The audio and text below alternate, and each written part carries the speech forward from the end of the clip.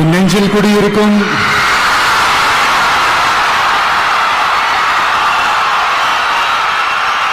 கரூர் சொந்தங்கள், உங்கள் அனைவருக்கும் என்னுடைய வணக்கம்.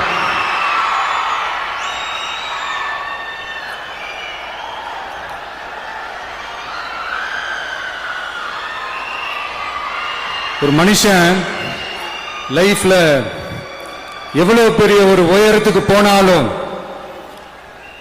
மனசளவுல சில வலிகள், காயங்கள் அதை மறக்க முடியாது இல்லையா? எல்லார் லைஃப்லயும் அப்படிதான், நமக்கும் அப்படிதான். நிறைய வலிகள், காயங்கள் எல்லாத்தையும் தாண்டி தான் வந்திருக்கிறோம். ஆனா எல்லாத்தையும் விட ரொம்ப ஜாஸ்தியான அந்த வலியும் அந்த காயமும் எனக்கு அந்த கரூர் சம்பவம் தான்.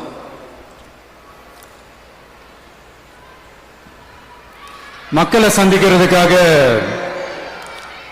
சந்திக்கணும், மக்கள் பிரச்சனைகளை எடுத்து பேசணும். அதுக்காக தான் அந்த மக்கள் சந்திப்பு பயணத்தை தொடங்கி திருச்சி, அரியலூர், நாகப்பட்டினம், திருவாரூர், நாமக்கல், கரூர் அப்படின்னு சொல்லிட்டு போயிட்டு இருந்தோம்.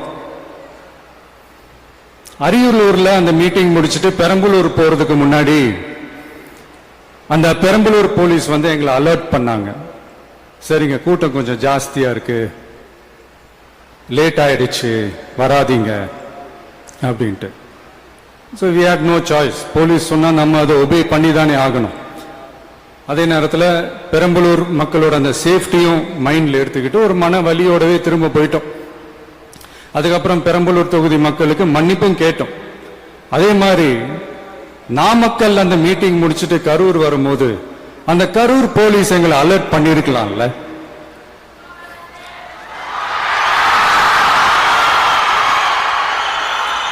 இல்ல சார், இங்க எதிர்பார்த்ததை விட கொஞ்சம் கூட்டம் அதிகமா இருக்கு, கண்ட்ரோல் பண்ண முடியல, வராதீங்க. அண்ட் போலீஸ் நினைச்சா அவங்க அந்த மீட்டிங்கே கேன்சல் பண்ணலாம். ஏதோ தப்பா இருக்கு, ஏதோ தப்பா தோணுது அப்படின்னு நினைச்சிட்டாலே they have all the rights to cancel the meeting. எங்ககிட்ட கேட்கணும்லாம் ஒன்றும் அவசியமே கிடையாது.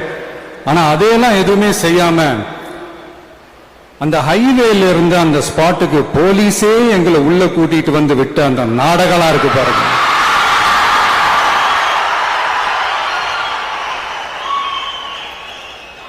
நம்பிட்டேங்க, முழுசா நம்பிட்டேன். அன்னைக்கு இருந்த அந்த கரூர் போலீஸ் பேசும்போது தேங்க்ஸ்லாம் சொன்னேன் அவங்களுக்கு. எனக்கு தெரியாது இப்படி ஒரு நாடகம் நடக்கும். இதுக்கெல்லாம் யார் காரணம்? இதெல்லாம் யார் சொல்லி செஞ்சது? இப்படி பண்ணுங்க, அப்படி பண்ணுங்க, சப்போஸ் அப்படி நடந்தா இப்படி பண்ணுங்க, சப்போஸ் இப்படி நடந்தா இந்த மாதிரி இன்ஸ்ட்ரக்ஷன்ஸ் எல்லாம் கொடுத்து அந்த பிரஷர் போடுறது யாரு?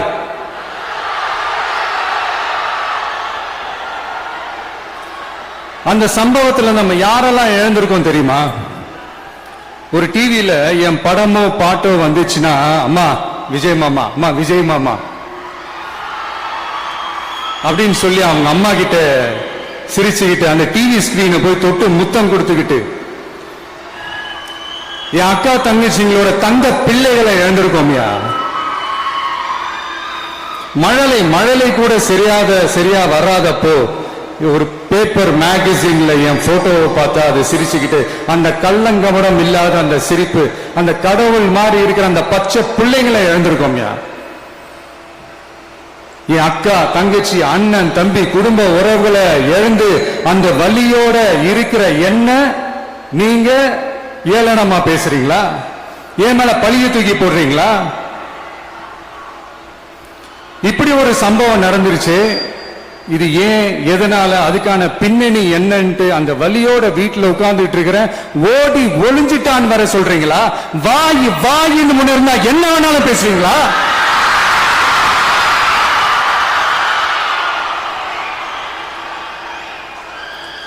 மக்களை நான் உங்களையே கேட்கிறேன், அன்னைக்கு அத்தனை கிரௌட் இருந்துச்சு, அந்த கிரௌடுக்கு தகுந்த மாதிரி போலீஸ் பாதுகாப்பு கொடுத்தாங்களா?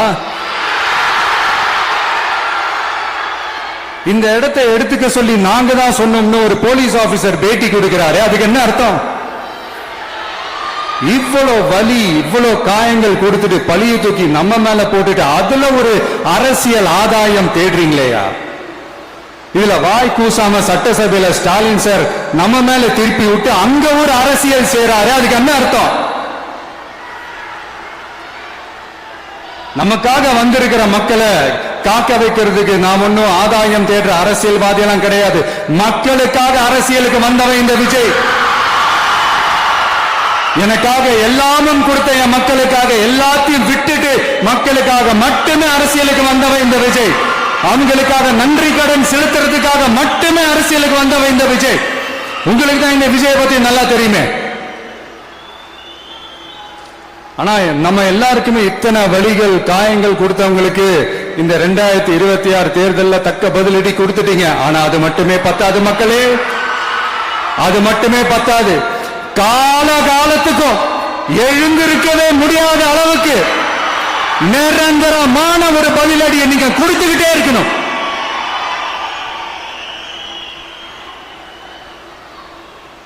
இப்படி எல்லாம் பண்ணா நான் மக்களை விட்டு ஓடிடுவேன் நினைப்பா? யார் என்ன ஓடினாலும் நான் மக்களை விட்டு எல்லாம் ஓட மாட்டேன். அன்னைக்கும் சொன்னேன், இன்னைக்கும் சொல்றேன், நாளைக்கும் சொல்றேன், தில்லா சொல்லுவேன், கெத்தா சொல்லுவேன். பணமா ஜனமா அப்படின்னு கேட்டா என் ஜனம் தான் எனக்கு முக்கியம்.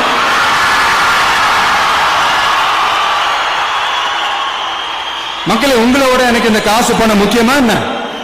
இவ்வளவு குறைகள் நம்ம மேல சொல்றாங்களே, இப்ப நான் சொன்ன மாதிரி அவங்களால ஓப்பனா சொல்ல முடியுமா? அந்த தில்லு இருக்கா, திராணி இருக்கா? ஒரு கிடையாது. ஆனா நம்ம மக்கள் அமைச்சு கொடுத்த நம்ம அரச குறைகள் மட்டும் டிசைனா மாடல் மாடலா குறைகள் மட்டும் சொல்லுவாங்க. ஒவ்வொரு டிபார்ட்மெண்ட்லயும் அந்த பார்ட்டி ஃபண்ட், அந்த கட்சி நிதின்ற பேர்ல அடிக்கிற கொள்ளையெல்லாம் இந்த தீய சக்தியா இருக்கட்டும், தீந்து போன சக்தியா இருக்கட்டும், ரெண்டு பேரும் மாறி மாறி இதைத்தான் செஞ்சிட்டு இருக்கிறாங்க. இதுல ஒரு ஹைலைட் காமெடி என்னன்னா, சட்டசபையில பேசும்போது பார்ட்டி ஃபண்டுன்னு தான் சொன்னேன். அது எந்த பார்ட்டி, என்ன ஃபண்டு, யாரு, என்ன பேரு எதுவுமே சொல்ல. பார்ட்டி ஃபண்டுன்னு சொன்னவனை எடுத்தாங்க பாருங்க ஒரு ஓட்டம்.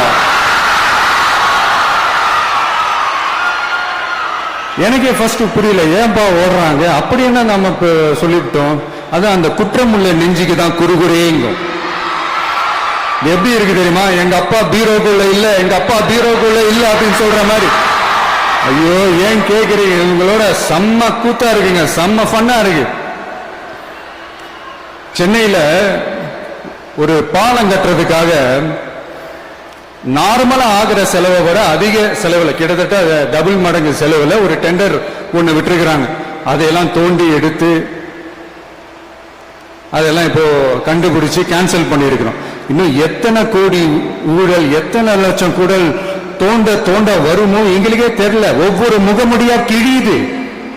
ஐயோ, இந்த விஜய் ஒவ்வொரு கதையா எடுத்து வெளியில விட்டுருவான் போல என்று திரும்புற பக்கம்லாம் கதறல் கதறல் கதறல், காதல் இருந்து ரத்தம் வராத குறை. ஆமா, இப்படி ஊழல் ஊறி போனவங்க இப்படிதான் இருப்பாங்க. இந்த 50-55 நாட்கள்ல அங்க செஞ்ச சில விஷயங்கள் சட்டசபையிலே எடுத்து சொன்னேன். பட் இங்க ஒரு சில விஷயங்கள் சொல்லணும்னு நினைக்கிறேன். இந்த மின்சாரத்துறையில இதுக்கு முன்னாடி போட முடியாம இருந்த அந்த பதவி உயர்வை இப்பதான் எங்களால போட முடிஞ்சது. அதுக்காக ஒரு அக்கா அழுதுகிட்டே ஒரு நன்றி சொன்னாங்களே, அதெல்லாம் உங்க கண்ணில் படாது அந்த வீடியோ எல்லாம். ஒரே சொல்றேன் உங்களுக்கு.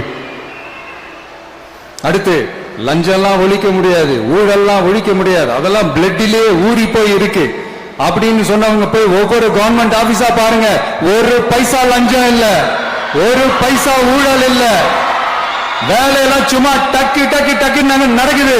ஒரு பெரியவர் ஒருத்தர் சொல்றாரு, தம்பி வேலையெல்லாம் நடக்குது, ஆனா அதையும் தாண்டி எங்களுக்கு மரியாதை கொடுக்கறாங்க தம்பி, உட்கார வச்சுலாம் பேசுறாங்க. இதெல்லாம் இதுக்கு முன்னாடி நடந்ததே இல்ல. அவனை போய் பாரு, இவனை போய் பாரு, இந்த ஆபீசரை போய் பாருன்னு சொல்லி அலைய விடுவாங்க. இப்ப லஞ்சம் இல்ல, ஊழல் இல்ல, வேலையெல்லாம் உடனே நடக்குது. மக்கள் அப்படி ஒரு பெருமூச்சு ஒண்ணு விடுறாங்க. அதை பார்த்து நமக்கு அப்படி ஒரு ஹாப்பினஸ். இதுக்கு மேல என்ன வேணும்? ஏன் இதெல்லாம் பண்ண முடியாது? மனசுன்னு ஒண்ணு இருந்தா பண்ணலாம். இப்ப பண்ணல, அதே மாதிரி இந்த L&T நிறுவனத்தோட 18,600 crore-க்கு 3 திட்டங்கள் அந்த ஒப்பந்தம் அந்த கையெழுத்து போட்டிருக்கிறோம். கிட்டத்தட்ட 8,200 பேருக்கு வேலை வாய்ப்பு. நான் சொல்றது அந்த 3 மாவட்டத்தை சேர்ந்தவங்களுக்கே அவ்வளவு வேலை வாய்ப்பு. குறுவை சாகுபடிக்காக 134 கோடியில அந்த சிறப்பு தொகுப்பு திட்டம் அறிவிச்சிருக்கிறோம் நம்ம விவசாயிகளுக்காக. இப்பவும் சொல்றேன், நம்ம விவசாய பெருமக்களே, உங்களோட இந்த அரசு கூடவே நிற்கும். பெண்கள் பாதுகாப்புக்காக சிங்கப்பெண் அதிரடி படை, அது உங்களுக்கு நல்லாவே முன்னாடியே தெரியும். வரப்போற அறிஞர் அண்ணா அவர்களுடைய பிறந்த நாள்ல உங்க அண்ணனுடைய அரசுல தாய் மாமன் தங்க மோதிர திட்டம் அறிவிக்கப்படும். இதெல்லாம் கேட்டாங்களே, வாக்குறுதி கொடுத்தீங்களே, என்னாச்சுன்னு இந்த தீய சக்தி